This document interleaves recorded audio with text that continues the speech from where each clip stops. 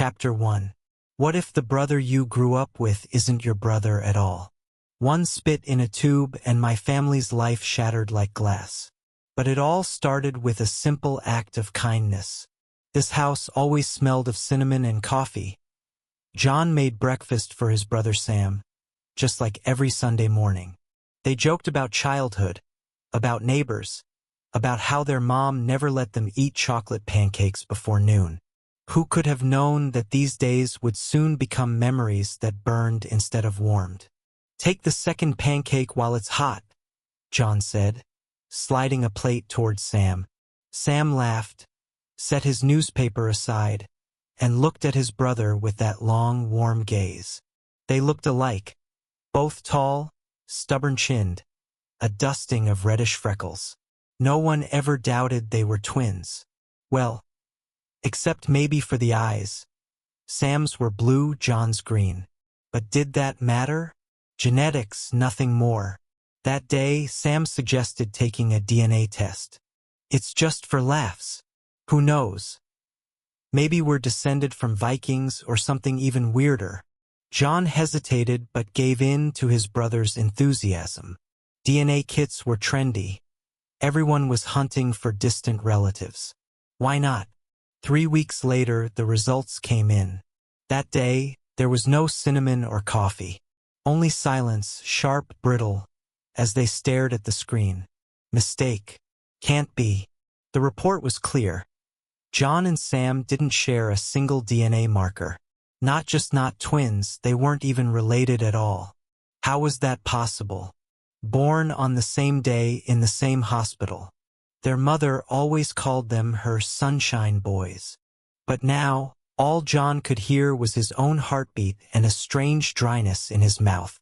Sam paced the room, grabbing his head, trying to joke, as if this was just a glitch. John couldn't get a word out. Their mother was silent. She'd always kept peace between them, the shield and the peacemaker. Now she was a statue, unmoving, not answering any questions. Mom, tell us it's a mistake. Sam's voice shook. She looked at Chapter 2. When the person you trust most refuses to speak, secrets start to rot everything from the inside. Will the truth set them free or destroy them? The three of them sat at the table as if at a trial, but there were no guilty, only the accused. Mom made tea, as if she could melt the icy silence with it. Sam had stopped hiding his despair. He fidgeted, snapped his fingers. John sat still as stone, afraid any movement would break what little was left of their world. Mom, John began, please, just explain. Maybe the lab made a mistake? Maybe they mixed up the samples? She was silent, then sighed heavily. Your father always said, her voice faltered, life is full of surprises. It sounded like an excuse, and it was clear she was hiding something. Sam exploded. Don't you get it? Either one of us isn't your son, or everything we know is a lie. You're playing with our lives. I never wanted to hurt you, she whispered. Sam stormed out, slamming the door so hard the plaster cracked. John stayed. He looked at his mother and tried to replay every childhood memory. Birthmarks, smiles, illnesses, hoping to find an answer there. That day, for the first time, John felt angry at the woman he'd always idolized. Mom, please, I deserve to know. You taught me never lie.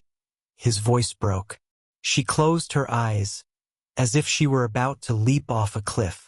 That night in the hospital, something happened. So many doctors shouting chaos. I remember they brought me 2 boys.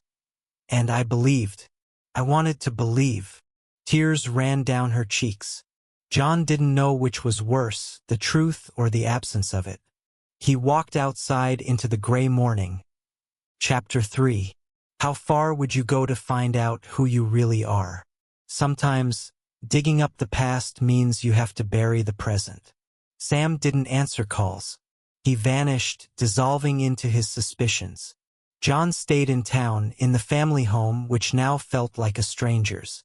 The walls were lined with photos. The boys in matching shirts, graduation, family holidays. All of it felt fake. Only one question repeated in John's mind. If they weren't brothers, who were their real parents? He started searching. First he called hospitals, then dug through old records, managed to find lists of newborns for their date. It was useless until a doctor friend let slip. Back then, there were sometimes mix-ups, accidents, or worse. John drove to the same hospital where the twins were born. Records were mostly lost, but a few survived. That night, 2 sets of boys had been born. One family left before paperwork was finished. Someone didn't sign the documents. Everyone was exhausted. Names in the books didn't match their last name. But the birth weights, the date, and one odd note matched. Transferred urgently. John traced a family whose surname appeared next to theirs on the discharge list. He felt like he was solving a crime, in which he was both the victim and the accused.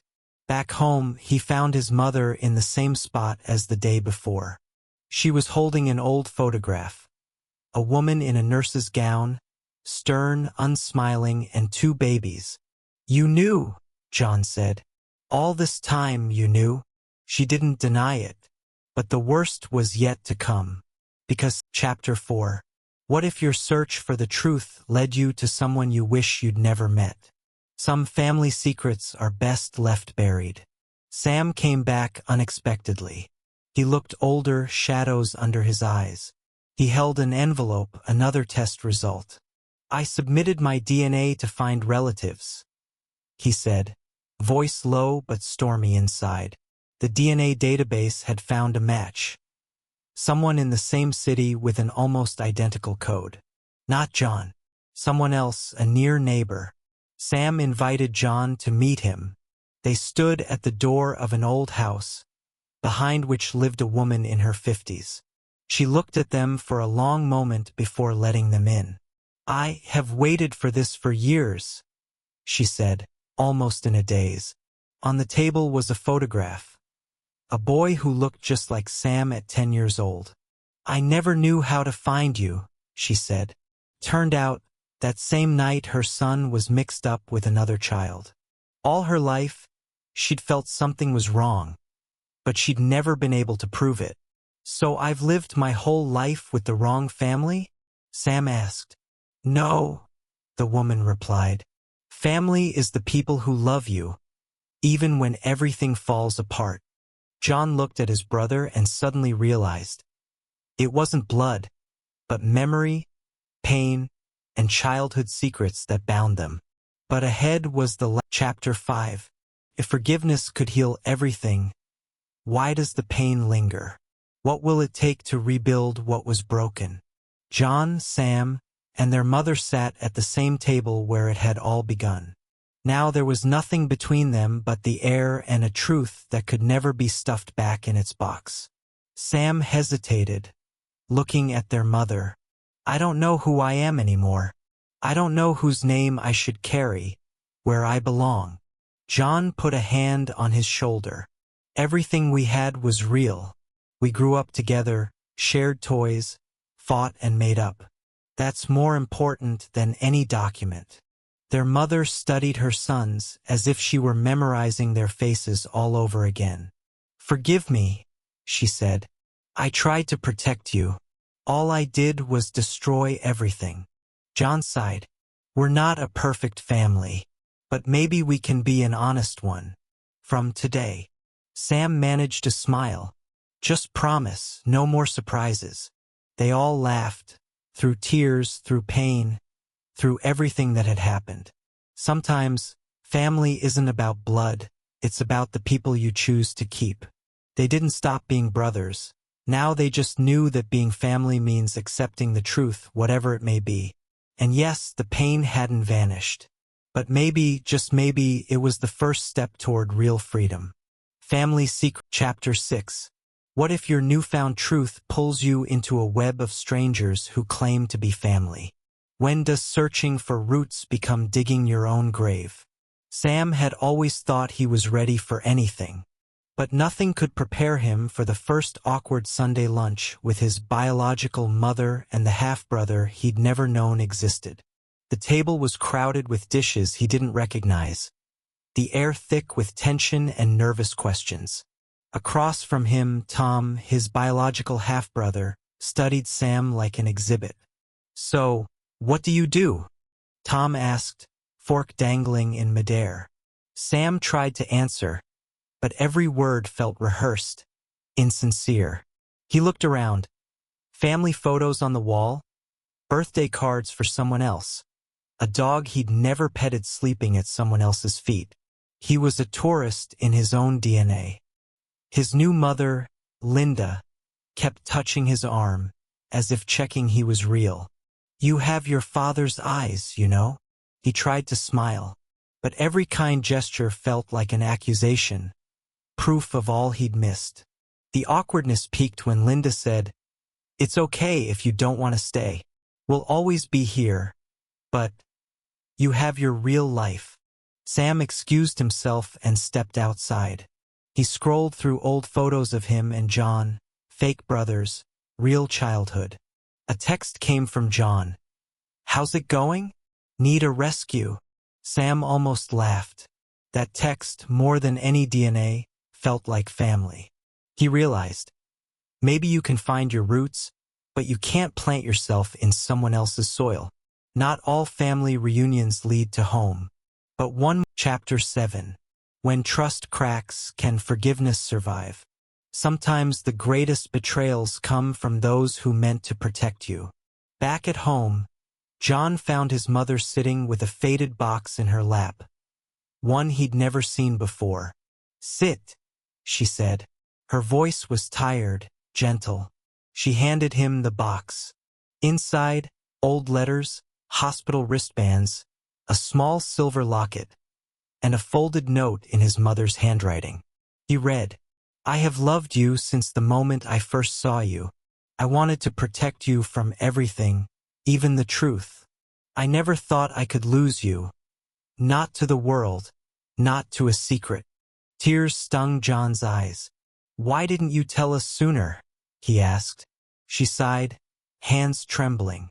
"I was afraid you'd leave or hate me. I told myself love was enough. But sometimes, love without truth is just another kind of lie." John realized the roots of their pain weren't just DNA errors, but choices, hers, his, everyone's. The next day, Sam came home. He dropped his bag, collapsed into a chair. "Well, my other family is nice, but they're not us." John grinned. "I hope you're not moving out. The guest room's full of junk." For the first time in weeks, they all laughed. Awkwardly, but together. But at night, John lay awake, wondering, if the past is this fragile. Chapter 8. Is closure possible when the past keeps knocking? Sometimes the only way out is to face what you've run from all your life. One gray morning, a letter arrived, official, stamped, and terrifying. John opened it. Court notice regarding unresolved identities. St. Mary's Hospital. "You are required to testify." Sam read over his shoulder, paling. "They want us to testify? About what?" Their mother stared at the letter, her face collapsing with dread. "There was an investigation years ago," she said, "but it was buried. Now, with all the DNA testing, it's come back." The court was full of families like theirs, lost, confused, furious. Some demanded damages. Others just wanted answers. The hospital's lawyer offered platitudes. "Procedures have changed. We regret the distress." But nothing could undo what was done. John listened as other mothers sobbed, as grown men asked for fathers they'd never meet. Sam's hands shook on the witness stand. At home that night, they sat in silence, 3 survivors in the wreckage of old lies. John finally said, "We may never get the answers we want, But at least we know who we are to each other. His mother took both their hands. You're my sons. That's all I ever wanted to be true. The truth hadn't healed them completely, but it had made them honest and free in a way they'd never been before. But could new wounds heal where old scars still